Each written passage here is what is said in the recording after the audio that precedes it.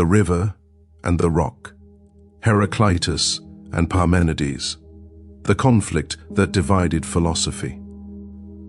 They say no one ever steps into the same river twice. The water that touches your skin is no longer the same, and neither are you. Everything around you changes, flows, transforms. It is impossible to hold back time, impossible to hold back the world.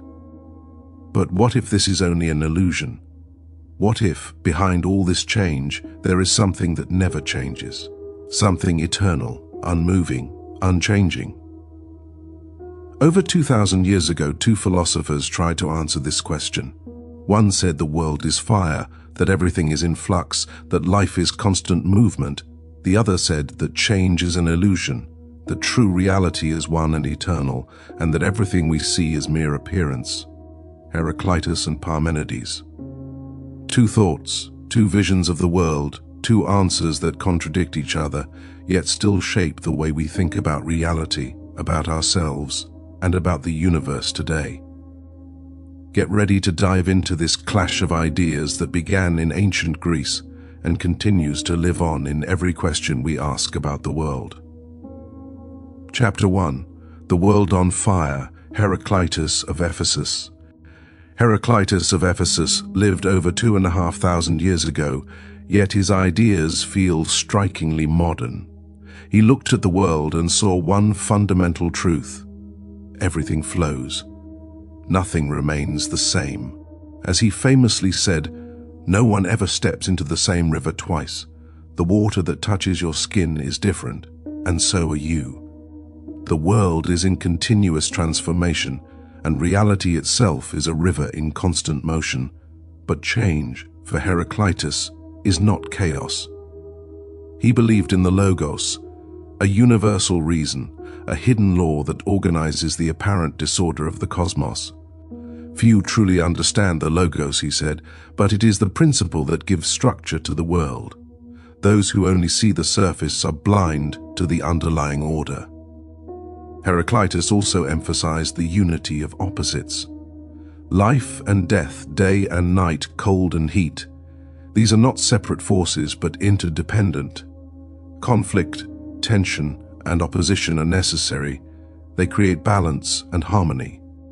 As he put it, war is the father of all things. Through the clash of opposites, the universe finds its equilibrium. For Heraclitus, fire is the fundamental element, the arche of the world. Fire symbolizes change itself, a force of creation and destruction, endlessly transforming everything it touches. It represents the dynamic process that keeps the cosmos alive and in motion. He valued knowledge and introspection over mere observation. Wisdom, he argued, comes from understanding the Logos, not from accumulating facts. Most people walk through life blind to the deeper truths of reality, seeing only appearances, not the currents of change beneath them. Heraclitus challenges us to see the world differently, to embrace change, to recognize the hidden order, and to understand that life is not about holding on to permanence, but about moving with the river, aware of both the fire that transforms and the Logos that guides it. Chapter 2. Parmenides, the World of the Unchanging. Parmenides of Elea lived around the same time as Heraclitus, but he saw the world in a completely different way. Where Heraclitus saw rivers flowing and everything in constant motion, Parmenides saw permanence. Where one saw change, the other saw illusion. For Parmenides, the being is eternal and unchanging. Only what truly is exists. The being does not come into existence, it does not die, it does not change, and it cannot be divided. Everything that appears to change, the moving river, the changing sky, even our own bodies, is only an illusion, a deception of the senses. He distinguished between two paths of knowledge. The first is the path of truth, aletheia. Through reason and logic, we can see that the being is eternal, indivisible, and unchanging. The second is the path of opinion, doxa. This is guided by our senses, which mislead us into believing in change, multiplicity, and impermanence.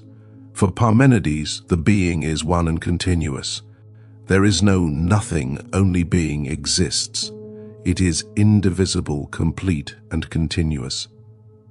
A void is impossible, because nothingness cannot exist. He placed reason above the senses, believing that true understanding comes only through logical thought. The senses are deceptive. As he famously said, what is, what is not, is not. Only through reason can we grasp the eternal reality behind the illusions of the world. Parmenides challenges us to question everything we perceive, while Heraclitus urges us to embrace change. Parmenides asks us to seek the unchanging truth beneath appearances.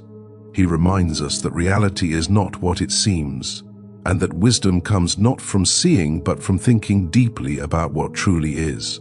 Chapter 3. The clash of ideas, flow versus permanence. Heraclitus and Parmenides present us with two radically different visions of the world.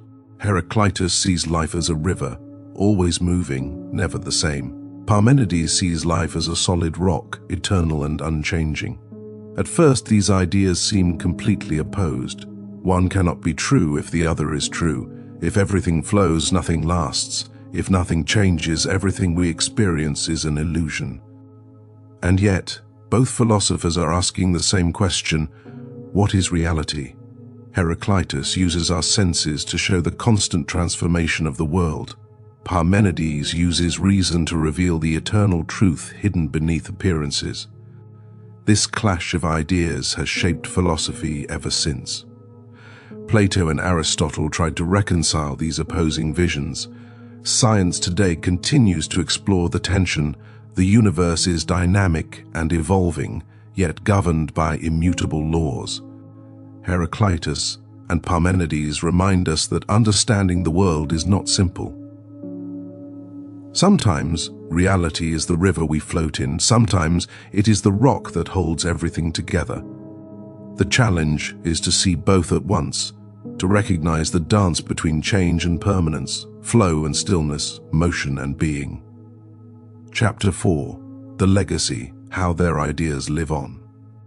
The ideas of Heraclitus and Parmenides didn't end in ancient Greece. They have echoed through the centuries, shaping philosophy, science, and art. Heraclitus's vision of constant change can be seen in modern science, from the ever-shifting particles of quantum physics to the evolving patterns of nature. Parmenides' insistence on permanence reminds us of the laws of mathematics, the principles that govern the universe, and the eternal structures underlying reality. In philosophy, thinkers like Plato and Aristotle wrestled with these opposing views, trying to find a balance between the world we perceive and the world that truly exists. In art and literature, the tension between movement and stillness, change and stability continues to inspire creativity and imagination. Even in our daily lives, we live between Heraclitus and Parmenides. We face constant change, our bodies, our emotions, the world around us, yet we rely on patterns, rules, and enduring truths to make sense of it all. The river and the rock are not just symbols of ancient philosophy. They are mirrors of our own experience, a reminder that to understand the world, we must pay attention to both the flow and the foundation, the change and the eternal. Conclusion: between the river and the rock. Heraclitus and Parmenides may have lived over 2,000 years ago, yet their ideas continue to speak to us. The river and the rock, flow and permanence, change and eternity. These are not just philosophical concepts, but ways of seeing the world and ourselves. Perhaps the truth lies somewhere in between. The river only exists because there is a bed that holds it. The rock only matters because water flows around it.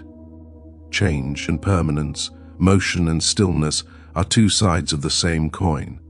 Heraclitus and Parmenides remind us that philosophy is not about finding simple answers, but about asking the right questions.